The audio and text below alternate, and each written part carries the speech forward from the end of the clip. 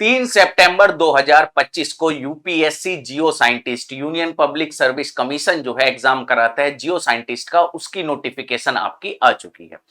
Notification में आप देख सकते हो कि इस बार जो आपकी केमिस्ट्री की वैकेंसी है, या मैं कह सकता हूं जियो केमिस्ट, ये देखिएगा आपका लिखा हुआ है केमिस्ट ग्रुप ए। अगर वैकेंसी की बात करते हैं तो यहां 15 वैकेंसी जो है आपकी लिखी हुई है। अगर जो है हम बात करते हैं साइंटिस्ट बी केमिकल की अगर बात करते हैं तो आप देखिए ग्रुप ए का जो है ये जॉब है और आपकी 2 वैकेंसी है। तो टोटल अगर वैकेंसी की बात कर रहे हैं 17 वैकेंसी आपकी आई हुई है जियो साइंटिस्ट की केमिस्ट्री की। अब ये देख लीजिए जियो केमिस्ट की 17 वैकेंसी आपकी बहुत दिनों बाद आई है, नहीं तो वैकेंसी आपकी 5, 7, 8 ऐसे वैकेंसी आती थी। तो दोस्तों ये आपके पास सुनहरा मौका है जियो केमिस्ट बनने का, जियो केमिस्ट में जो है वो सिलेक्ट होने का। आइए एक एक करके जो है वो सारी जानकारी समझते हैं। तो सबसे पहले देखिए जो आपकी नोटिफिकेशन है वो 3 सितंबर 2025 के दिन आपकी रिलीज हुई थी। आप ये देख सकते हो जो एप्लीकेशन फॉर्म की लास्ट डेट है आपकी वो 23 सितंबर 2025 आपकी एप्लीकेशन फॉर्म की लास्ट डेट होने वाली है। इसके बाद अगर दोस्तों हम बात करते हैं तो आप यहां देख सकते हो जो साइंटिस्ट ग्रुप ये केमिस्ट ग्रुप ए है, अगर हम इसकी बात कर रहे हैं तो इसमें जो इलिजिबिलिटी क्राइटेरिया है आपका MSc in chemistry, applied chemistry और analytical chemistry from a recognised university, means आपका जो एमएससी केमिस्ट्री होना चाहिए या एमएससी अप्लाइड केमिस्ट्री होना चाहिए या एमएससी जो है वो एनालिटिकल केमिस्ट्री में आपका होना चाहिए। तो आप जियो साइंटिस्ट या जियो केमिस्ट के लिए अप्लाई कर सकते हो। दूसरी चीज अगर हम जो है केमिस्ट ग्रुप बी की अगर हम बात कर रहे हैं तो इसमें भी जो है सेम है, आपका एमएससी केमिस्ट्री होना चाहिए, एमएससी जो है अप्लाइड केमिस्ट्री से हो सकता है, एमएससी जो है एनालिटिकल केमिस्ट्री से होना चाहिए। दूसरी चीज आप जो है इंडिया, भूटान या नेपाल के नागरिक होने चाहिए। ठीक है, पहली चीज तो आपका एमएससी होना चाहिए, दूसरी चीज जो है आप इंडिया, नेपाल और भूटान के नागरिक होने चाहिए। तीसरा जो सवाल दोस्तों हमारे मन में आता है वो आता है एज का, कितनी एज लिमिट है। अगर हम एलिजिबिलिटी की बात कर रहे हैं तो आप ये देखिए एज लिमिट जो है वो 21 साल से 32 साल तक की आपकी एज लिमिट है। मींस आपका जन्म जो है वो 2 जनवरी 1994 के बाद होना चाहिए, या फिर जो है आपका जन्म 1 जनवरी 2026 1 जनवरी 2005 से जो है वो पहले होना चाहिए। इनके बीच में अगर आपकी डेट ऑफ बर्थ पड़ती है कि 1 जनवरी 1994 से लेकर 1 जनवरी 2025 के बीच अगर आपकी डेट ऑफ बर्थ पड़ती है तो आप एलिजिबल हो एज क्राइटेरिया के लिए। दोस्तों ये देखिए यहां एक चीज और लिखी हुई है कि अगर आपको जो है 7 साल का रिलैक्सेशन मिल सकता है अगर आपने किसी भी गवर्नमेंट जॉब में काम कर रखा है तो। इसके बाद अगर हम बात करते हैं एग्जाम पैटर्न की, तो देखिए एग्जाम पैटर्न अभी तक अगर जितने भी एग्जाम मैंने देखे हैं जियो साइंटिस्ट का एग्जाम पैटर्न सबसे अलग है। सबसे अलग क्यों है आप ये समझने की कोशिश करिएगा। अगर जो है इसमें शुरू में होता है एक प्रिलिमिनरी एग्जाम, प्री जिसे हम बोल सकते हैं। प्री में आपके 2 पेपर होते हैं, एक पेपर 1 जीएस जनरल स्टडी का पेपर होता है जो आपका 2 घंटे का और 100 मार्क्स का पेपर होता है।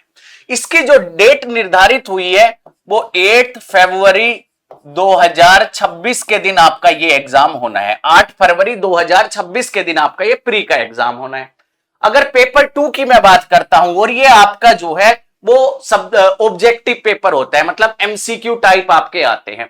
पेपर 2 केमिस्ट्री की बात कर रहा हूं तो ड्यूरेशन इसका भी 2 घंटे होता है, मार्क्स इसके जो है वो 300 नंबर का जो है आपका ये पेपर होता है। फिर टोटल आपकी 400 मार्क्स में से मेरिट लिस्ट लगती है और जो लोग प्री क्वालिफाई कर लेते हैं उनका मेंस होता है। अगर मैं मेंस की बात करता हूं तो देखिए जो मेंस की डेट है वो आपकी 20 से 21 जून 2026 निर्धारित हुई है। मतलब जो आपका मेंस का एग्जाम होना है 20-21 जून के दिन होना है। और अगर हम बात करते हैं तो इसमें केमिस्ट्री के 3 पेपर होते हैं।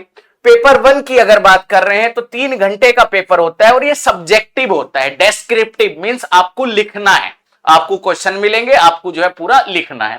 पेपर फर्स्ट की बात करें केमिस्ट्री का आपका जो है देखिए 200 नंबर का होता है। पेपर 2 केमिस्ट्री की बात कर रहे हैं तो 3 घंटे का आपका 200 नंबर का होता है। पेपर 3 केमिस्ट्री की बात कर रहे हैं तो 3 घंटे का 200 नंबर का होता है और टोटल 600 मार्क्स का होता है। दोस्तों जो लोग मेंस क्वालिफाई करते हैं फिर उनका जो है इंटरव्यू कंडक्ट कराया जाता है और इंटरव्यू जो है आपका 200 मार्क्स का होता है। 200 मार्क्स का जो है आपका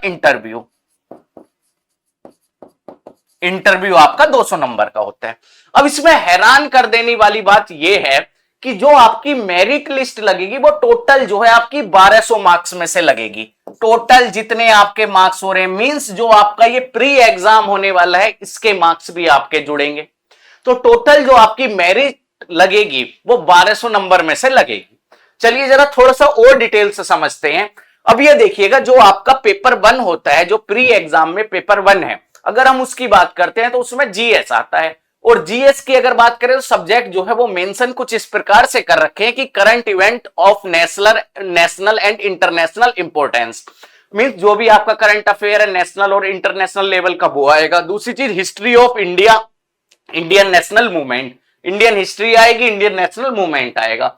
इसके बाद ये देख सकते हैं Indian polity, governance, constitution, political system, panchayati raj, public policy, right issue, ये सब जो है आपके आएंगे, मींस पॉलिटी आपकी आएगी। फिर आपका इकोनॉमिक्स आएगा। इकोनॉमिक्स के अगर हम बात करते हैं तो आपका इन्वायरमेंट आएगा। और ये जर्नल साइंस, देखिएगा जितने भी मैंने पी वाई क्यू देखे हैं जीएस के, मतलब फर्स्ट पेपर के जितने भी पी वाई क्यू देखे हैं, उसमें जो ये लास्ट आपका मेंशन कर रखा है जीएस, इसके क्वेश्चन आपके भर भर के आते हैं। बायोलॉजी के क्वेश्चन आपके आते हैं, आपके जो है फिजिक्स के क्वेश्चन आते हैं, आपके केमिस्ट्री के क्वेश्चन आते हैं 12th लेवल तक के। तो 12th लेवल तक की जो है आपको केमिस्ट्री, फिजिक्स, बायो थोड़ा पढ़ना होगा। अगर आप 10th लेवल तक का भी पढ़ते हो तब भी आपके कुछ क्वेश्चन सोल्व हो जाएंगे। तो सबसे ज्यादा इनमें से जो भी प्रीवियस ईयर का ट्रेंड रहा है, जो हमने देखा है, उसमें सबसे ज्यादा क्वेश्चन जनरल साइंस के आते हैं। बाकी क्वेश्चन आपके history, geography, polity, economics, current affair से भी पूछे जाते हैं। एक तो ये आपको अच्छे से प्रिपेयर करना होगा जनरल साइंस। दूसरा जो है करंट इवेंट, इसके जो है बहुत ज्यादा आपके क्वेश्चन देखने को मिलते हैं।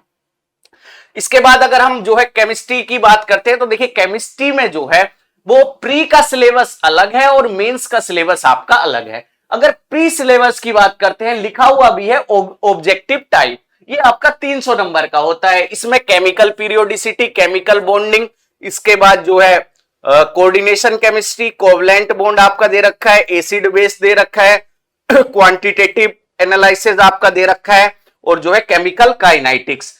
इसके बाद अगर हम बात करते हैं तो काइनेटिक थ्योरी ऑफ गैसियस आपका दे रखा है, मींस गैसियस स्टेट आपका दे रखा है। थर्मोडायनामिक्स और केमिकल इक्विलिब्रियम आपका दिया हुआ है। सॉल्यूशन चैप्टर आपका दिया हुआ है। इलेक्ट्रोकेमिस्ट्री, जीओसी आपकी दे रखी है, स्टीरियोकेमिस्ट्री आपकी दे रखी है, और थोड़ा सा जो है यहाँ रिएक्शन मैकेनिज्म आपका दिया हुआ है। तो आप देख सकते हो कि प्री का जो है वो सिलेबस आपका अलग है और जो आपका मेंस का सिलेबस है वो बिल्कुल आपका अलग होने वाला है। ये बात हो गई।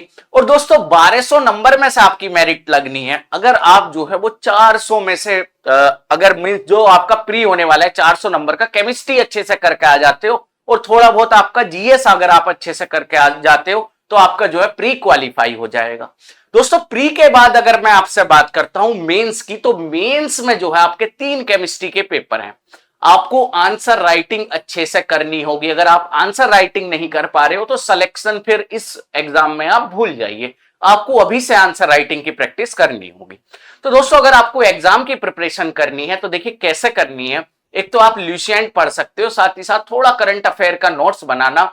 तीसरी चीज जो कि मैं बताया प्री एग्जाम के लिए जनरल साइंस जो है आपका, तो 10th लेवल तक का तो कोशिश करना कि साइंस आप कवर कर सको, नहीं तो 12th लेवल तक का करोगे तो वेल एंड गुड है।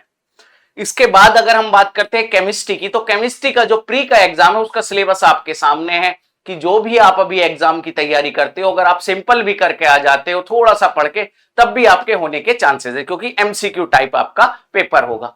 इसके बाद आपके पास 4 महीने बचेंगे मेंस की एग्जाम प्रिपरेशन करने के लिए। उसमें जो है आपको आंसर राइटिंग अच्छे से आनी चाहिए।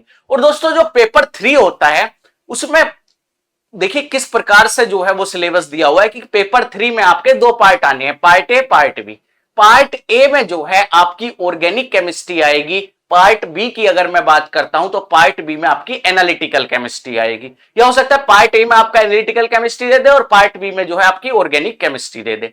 तो आपको अगर एग्जाम आप क्लियर करना चाहते हो तो अभी से जो है प्रिपरेशन पर लग जाइए और जल्दी से, जिसने अभी तक फॉर्म नहीं भरा है फॉर्म भरिए। आपको एटलीस्ट पता चलेगा किस तरह का क्वेश्चन पेपर आता है। आपके सेलेक्ट होने के चांसेस कितने हैं। और इस एग्जाम की अगर मैं बात करता हूं तो सबसे मेन चीज क्या है भाई, स्पीड।